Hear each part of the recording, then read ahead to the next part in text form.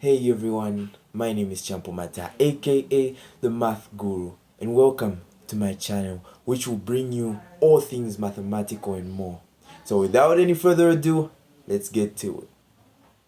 Yes, so I would like to enlighten you on the topic indices. Yes, so that's our topic for the day. I would like to first start off by giving the rules. So, A the rules are as follows.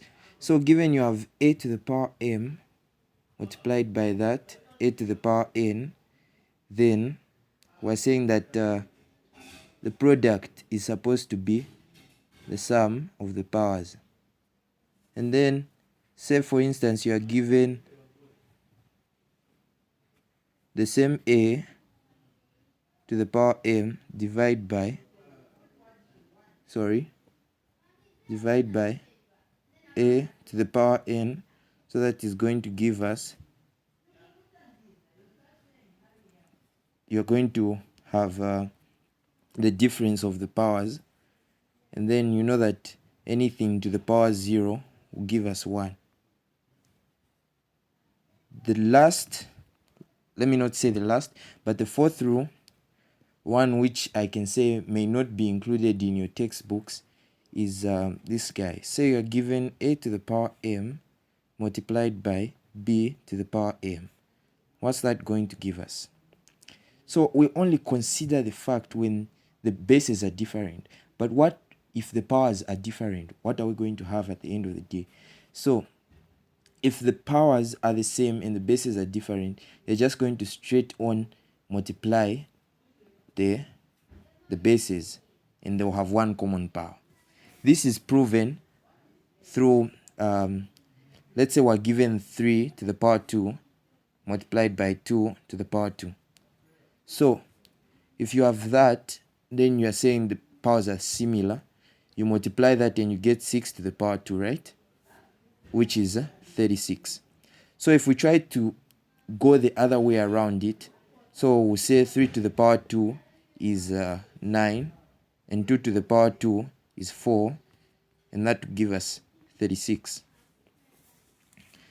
So it also works for division, in the sense that when you have a to the power m divided by b to the power m, you're just going to divide the bases and then to the power m. Yes.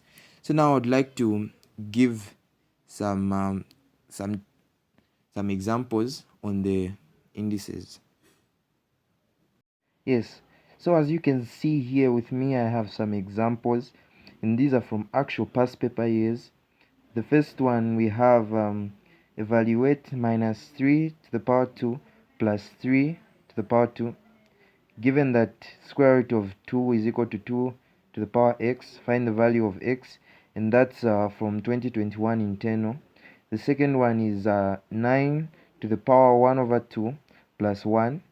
B, solve the equation 125 to the power x equal to 1 over 25, and that's from 2021 external.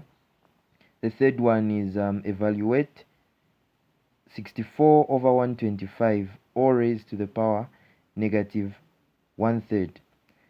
And B says 8 to the power x minus 1 equal to 16. Find the value of x. Alright, so now we're going to look at the solutions of these questions, and at the end of it all, I promise a surprise, and that's a brain teaser, because I always have that tendency of leaving all learners with something to give them a mathematical critical thinking in mathematics. So we have our solutions there, and for the first question, which is 1a, we have minus 3 squared plus 3 squared. So this is where most of the people get it wrong. The difference between minus 3 squared like that and minus 3 squared.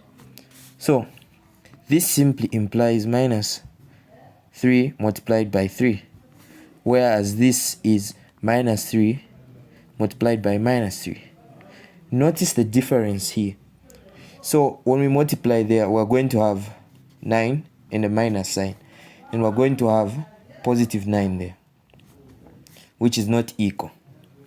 Same applies with a minus b squared and a squared minus b squared, which is not equal as well.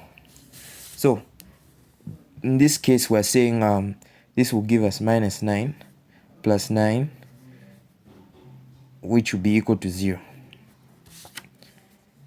The second question, so we're saying, given that square root of 2 is equal to 2 to the power x, so we know that square root of 2 can be expressed as 2 to the power half equal to 2 to the power x, and since the bases are the same, we can just compare the powers.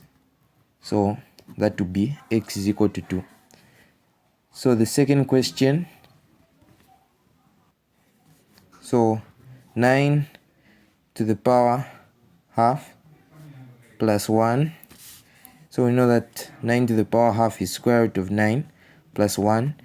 Square root of 9 is 3 plus 1, which gives us 4. 2b. So we're asked to solve the equation,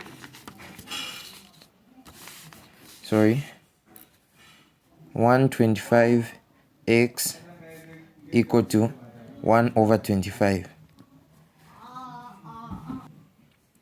So in this case, we can express everything in base 5. So we know that 125 is 5 to the power 3. So x equal to, we know that 1 over 25 is equivalent to 25 to the power minus 1. And in base 5, that's going to be 5 to the power 2. So 25, we'll just express the 25 first, and then the minus 1 will be outside the brackets. So this will be 5 to the power 3x equal to 5 to the power minus 2. And then we compare the powers again. We'll have 3x equal to minus 2. And then when we multiply by 1/3, we'll have x equal to minus 2 over 3. Question 3. So 3a, so we have 64 over 125, and that is all raised to the power minus 1 over 3. So this is going to give us, so whenever we have this minus, we know that we can do this minus 1 multiplied by 1 over 3. So which will be equal to, so meaning we'll have to get the inverse because of this minus 1. So we'll have 125 over 64, and that will be to the power 1/3, which will be equal to cube root of 125 over cube root of 64. So which will give us, cube root of 125 will give us 5 and 4. So that will be equal to 1 over 4 in mixed fraction form. Make sure that you always express your answers in mixed fraction form, as they are the simplest form. So the last but not the least, we have question 3b. Yes, so this says 8 to the power x minus 1 equal to 16. So 8 can be expressed as in base 2 as 2 to the power 3 x minus 1 equal to 2 to the power 4.